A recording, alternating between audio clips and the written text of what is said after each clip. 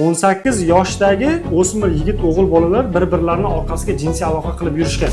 Bu voqeani aytib berish juda ham jirkanch va ayanchli holat. 18 yoshdagi o'smir yigit o'g'il bolalar bir-birlarini orqasiga jinsiy aloqa qilib yurishgan. Bu holatni sezib qolgan akasi ko'rikka kelganda menga aytib beryapti.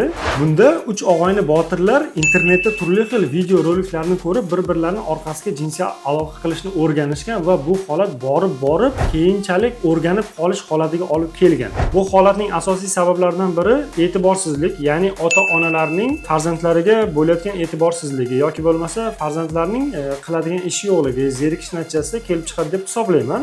Bundan tashqari o'sha boladagi yosh o'sishi, yoshi kattarishi natijasida ruhiy o'zgarishlar ham sabab bo'lishi mumkin. Bu holatlarni oldini olish uchun farzandlaringizga avvalambor e'tiborliroq bo'ling, ular nimalar bilan shug'ullanayotganiga ahamiyat bering.